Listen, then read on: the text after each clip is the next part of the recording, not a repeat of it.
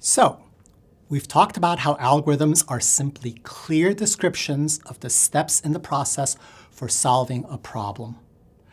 We can use whatever language we want for the description as long as the language is clear in meaning among the parties involved. It doesn't even have to be text-based. We can use pictures. In fact, many humans seem to have a preference for describing concepts using pictures. There's that old saying, a picture is worth 1,000 words. So we can use pictures to diagram out our algorithm, and we call that a flowchart. Now it's called that because, well, first, it is a chart. It's a big sheet on which we draw a set of graphical items. Each item that we draw is a step we want to execute in the algorithm. Second, a flowchart indicates the flow of the steps, how they're related to each other in order of execution. In other words, which step happens first, which step happens after that, which step or steps might want to repeat, and which steps we might want to skip in certain cases. You know, the flow. Now, humans like to make rules for others to follow, so even with something like picture-based descriptions of algorithms, some people have to come up with standards. Now, standards are usually a good thing. In Lewis Carroll's children's book, Through the Looking Glass, the character Humpty Dumpty the Egg says he pays words to mean whatever he wants them to mean. For instance, when he says glory, what it actually means is, there's a nice knockdown argument for you, which isn't what it means at all. So suffice it to say, Humpty's non-standard use of English doesn't work out so well for his communications with Alice, which is why we need standards. Now, in the standardized flowcharting language, we draw interconnected shapes on a piece of paper. The shapes are standardized, and each shape means something different, so that we can tell immediately what the intention is. For program flowcharts, it got to the point where there's actually a template you can use to get the shapes exactly picture perfect. Here is an image of one that my father used to use when he did business computing back in the 70s. It's a piece of graph outlined plastic where you use a number 2 pencil to draw inside the shapes so you can get them exactly right. And as if that weren't enough, it even comes with instructions. It's like a coloring book coming with instructions. It tells you what the shapes do and what you use them for. Anyway, the shapes are connected by arrows, which tell us what order to do the things in. And this lets us arrange things as we like on the chart. Bottom to top, right to left, zigzag, even a spiral if you were to get really bored, as long as the arrows connect them in the correct execution order. In general, though, we tend to be boring and organize the steps in a top-down, orderly fashion. So let's warm up our markers and draw our first flowchart. The first 2 shapes we're going to learn are that a circle or oval marks the start and end points of a process, and a rectangle is used for a simple step. So let's try one out. Here's a flowchart for our hair shampooing problem. So we start our shampooing flowchart with what else?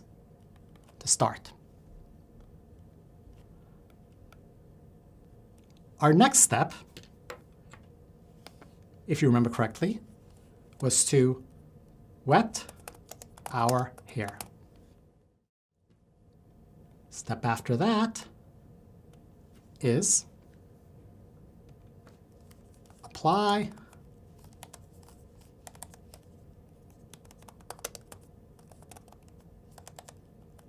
shampoo.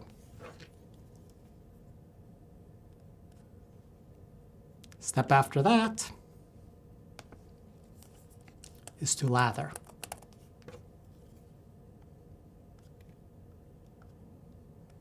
Next step,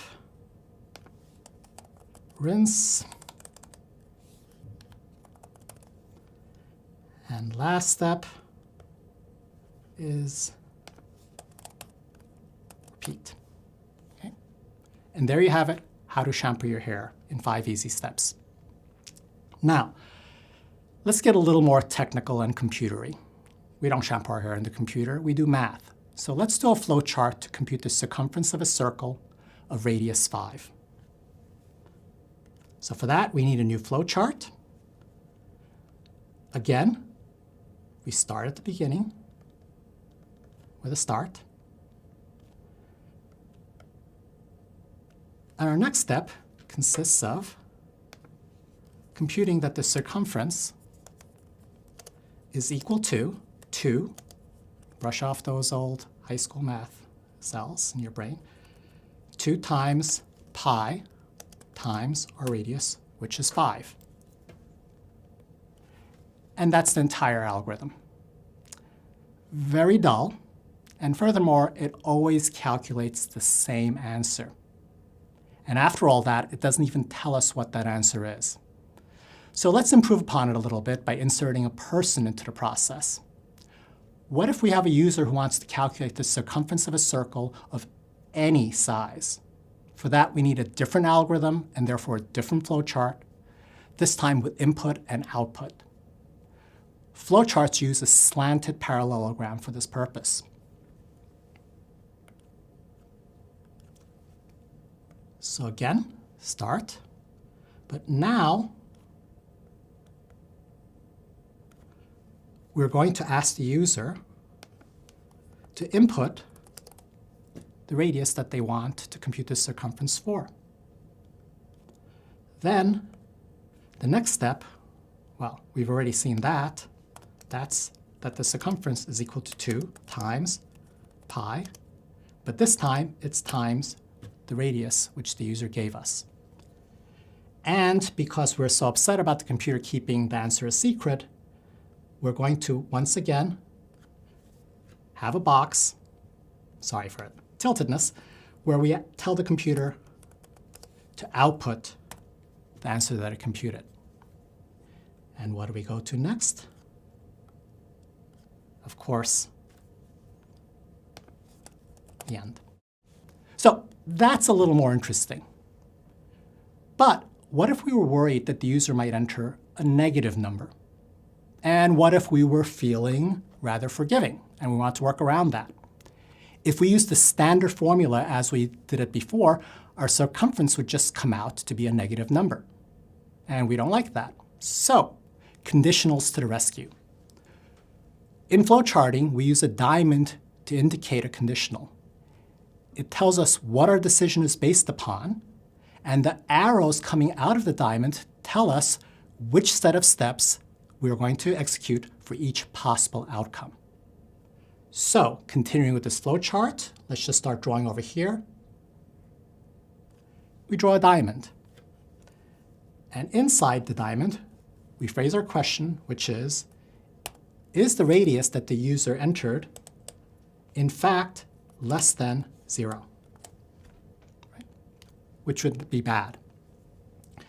We have 2 arrows that come out of this conditional, each leading to a possible step. And we labeled arrows to indicate what the result was of the question that we asked. So here we say, was the radius less than 0? Yes. This branch is for where the answer is no. What do we do if the answer was yes? In other words, the user entered an invalid radius. Well, we say that we're going to compute a new variable, which is a, the absolute value, which is the negated radius. And on the other side, where it turns out the user didn't enter something that was less than 0, we'll just say that a is in fact the radius that the user entered.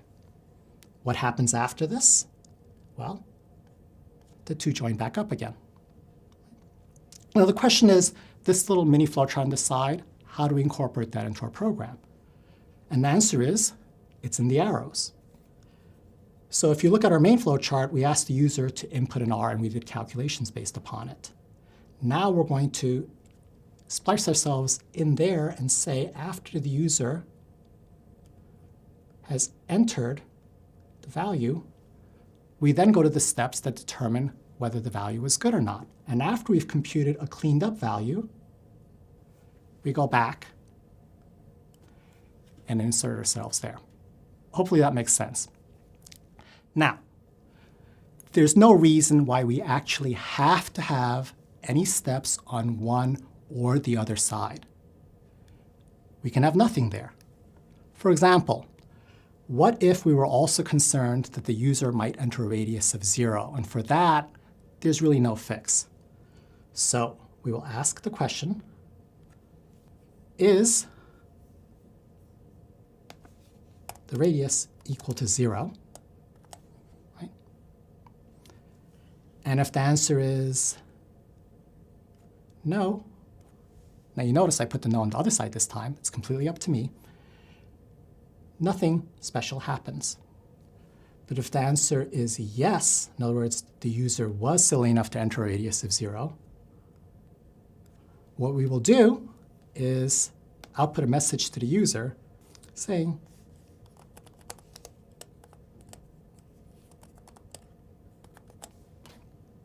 okay. And once again, we splice back in. And I think you can figure out how we're going to insert that into the rest of our flowchart. This is not the way I would present the final flowchart to someone who's trying to understand what I was trying to do. I would clean it up. But the fact is that the arrows tell us exactly what it is that I'm asking the other side to do. Right? And lastly, and this will really blow your mind, we can make the arrow go anywhere we want, including backwards. For example, if we look at our original hair shampooing flowchart, remember the repeat step? Now, you might think of that as that box representing a repetition of the whole thing, but we choose to represent the repeat as to go back and do some of the steps over again. So, for example, we might go back to here, or we could go back to one of the other steps. Notice something about this. What I have there is one literal translation of the shampoo algorithm. Right? You should notice that the flowchart is much more explicit than our verbal description we used in the first module. We know exactly what subset of steps we are asking the computer to repeat.